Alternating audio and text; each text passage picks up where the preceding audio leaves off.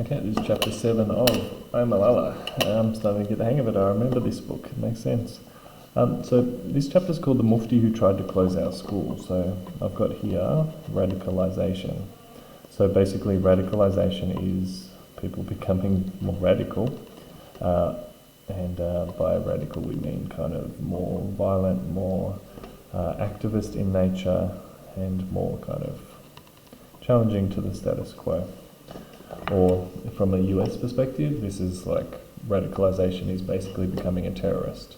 So depending on which viewpoint, and again, taking a critical stance is really important for this book. So try and switch between the Eastern and the Western view. So we're talking very broadly as Eastern being sort of Asian, which we're including Pakistan, Afghanistan, those sort of places in the broad East category, and West as in the kind of Anglophone countries of the global North, which basically means the US, the UK, England, and so forth.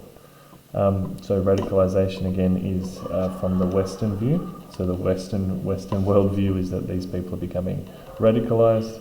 The Eastern view is that these people are basically rightly and understandably becoming more stridently anti-American, I guess, but just kind of. So we've got here radicalisation caused by 9/11, by drone attacks, and by earthquakes. So all these things make life a lot more difficult. And also I've got here Afghanistan as an example to follow. So Pakistan is kind of being treated in a similar way, being sort of attacked and bothered by the United States. And so they're kind of thinking of Afghanistan as an example to follow in the sense that, well, the Americans have eventually leave Afghanistan, and it would be nice if they did that in Pakistan. So then I've got some gender stuff here. These girls should be in purdah. So purdah is basically quite literally the fact that you're hidden behind a curtain. So you might go into a house and it's sort of the house is set up so that you kind of go into quite a formal entry space, and then perhaps there's a more informal living space where you might have girls or women behind, and whether that's quite literally a curtain in between or just some kind of barrier. Purdah basically just means that women stay away from the men, so perhaps the men sit here and play cards or drink tea or do whatever they want, and the women might come or go between the curtain to do food and drink or those sort of things, or they might actually just stay out of the picture. So that's the literal purdah, and purdah just more generally is a broader noun, just means secrecy or women being hidden. So she refused, and her son came to my father in secret. So again, activism, they come to him. This Malano is starting a campaign against you, he warned. We won't give him the building, but be careful. So he says, half a doctor is a danger to one's life. So that's another maxim or quotation. Again, you're thinking of features of the writing style as well as the content of it as well. And then also a mullah who is not fully learned is a danger to faith. So mullah, Mufti, religious leader. Okay. So, I'm proud that our country was created as the world's first Muslim homeland, but we still don't agree on what this means. The Quran teaches us sabr, patience, but often it feels like we have forgotten the word and think Islam means women sitting at home in purdah and wearing burqas while men do jihad. So, there you go. This is, if you are a proud Muslim person or a proud Pakistani, you could see how this would be highly offensive to your culture and to your beliefs.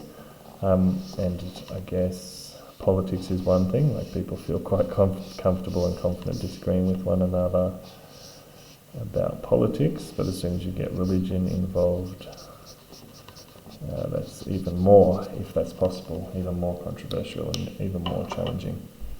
So we've got here, so British India was divided in August 1947 and an independent Muslim state was born. So kind of colonialism is basically Britain and the Dutch and similar groups like that, and the USA making colonies of places. jump ahead. You are free to go to your temple, you are free to go to your mosque or any other place of worship in the state of Pakistan. You may belong to any religion, caste or creed. That has nothing to do with the business of the state. So this is just a quote from Muhammad Ali Jinnah. And the famous speech he made. So it's kind of, I guess, the phrase we would use is, I don't know, non-religious, non-denominational, kind of the freedom of state from religion, but increasingly over this chapter and the coming ones, we will see that that is not the widely held belief, or at least it changes. So we've got violence here, which is simply what seemed like endless killing inside our own country. So constantly fighting against India. PBUH, so that's repeated a lot. I'm going to have to Google it because I've since forgotten what that stands for exactly. But it's basically the polite way of referring to Allah, peace be upon him. So anytime you mention the Prophet, you are kind of duty bound, I guess, to say peace be upon him. So if you think of the last kind of pages where she's been highly, I don't know, quite often she incites the true meaning of the Quran, which you can imagine is something that would be quite challenging for a lot of people. But here she's sort of, Prophet peace be upon him, Prophet peace be upon him. She's been quite, I guess, following the rules. You sort of most people would be quite agreeable to that. Who have read the Quran and believe in, follow the Muslim religion, would feel quite happy with that. So she's doing sort of the right thing there. But then, by contrast, she's sort of saying that the Quran teaches this and we don't do this. So she's sort of using religion to, I guess, challenge what's around. They are what the West called fundamentalists. So again, if you think of what we talked about before, radicalization, who's radicalized and who's a fundamentalist, these are kind of heavily loaded terms.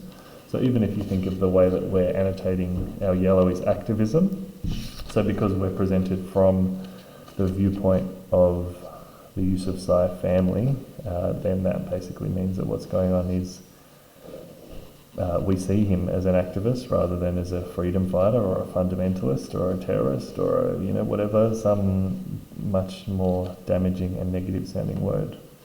But anyway, so that's again something to be critical of and keep in the back of your mind. So Maryam is mentioned everywhere in the Quran. Was she not a woman and a good woman at that? So again, we've got lots of, so you can see that father is kind of quite critical. Again, I'm representing good Muslims and we all think your girls' school is haram. So haram is forbidden, illegal, against religious law, and a blasphemy. You should close it. Girls should not be going to school. He continued, a girl is so sacred she should be in purdah, so hidden and so private, that there is no lady's name in the Quran as God doesn't want her to be named. So this is kind of having an argument about women's role in feminism, but using the Bible as kind of the guiding light for that. So I'm presenting good Muslims, that's the one colour. I'm presenting good Muslims and we all think your girls' school is haram and blasphemy. So it's not just we don't think girls should learn or go to school, but we don't think girls should learn or go to school because of the Quran, if that makes sense. So keep that in mind. So the mullah looked down, embarrassed, because greeting someone properly is important in Islam. So, basically, when this guy stormed in to tell him that, he kind of tells him off because he didn't say hello properly. So again, he's more than willing to use kind of the cultural habits for his own gain and kind of for effect. But he doesn't necessarily believe in them that much, but I guess he's grown up in them. He occasionally worn Western suits and called himself chief executive instead of chief martial law administrator. So General Musharraf is quite liberal and Western, I've got here, so I trust that when I wrote that I knew what I was talking about, but at the moment I do not really. Pardon me. So again, we've got 9/11 reference, and we've got Arabization. So again, this is a very west-east kind of challenge, difference. MMA government banned CD and DVD shops, and so on. So basically, we're going to fly through this one, but it's just a whole bunch of west versus east. They harassed men wearing Western-style shirts and trousers instead of traditional shalwar kameez, and insisted women cover their heads. The MMA government banned CDs and DVD shops and wanted to create a morality police like the Afghan Taliban had set up. Stop a woman accompanied by a man. So all of these changes are being brought in, and it's pretty clear what we think about that from the perspective of the story. For us, the turban is a public symbol of chivalry and Pashtunness, and for a man to lose his turban is considered a great humiliation. So Pashtun culture.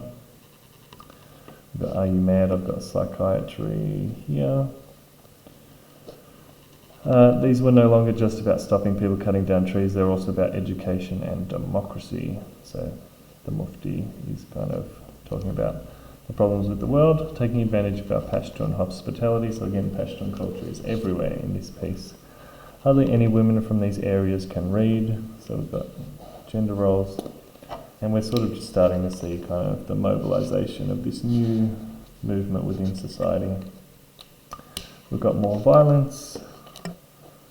I've got a little, I don't know if this is actually a good drawing of a drone, because I don't really know what a drone looks like exactly, but we've got drone attacks, so an unnamed predator. Local people had no idea what it was. Back then we did not know that the Americans could do such a thing, so starting to sort of get attacked by unmanned drones. In January 2006, a drone supposedly targeted him, landing on a village called Damadola, destroying 3 houses and killing 18 people. So again, draw another little drone if you know how. I'd probably draw one better than me, please.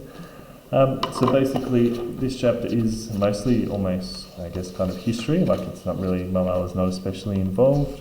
And it's just kind of her thoughts on sort of what started to change in her country. And keep in mind, of course, that this is being written largely from London, and so she's trying to establish that this was not a safe place for her to live. And with that, I think we'll take a pause. But next up is 8, the autumn of the airquake, the autumn of the earth.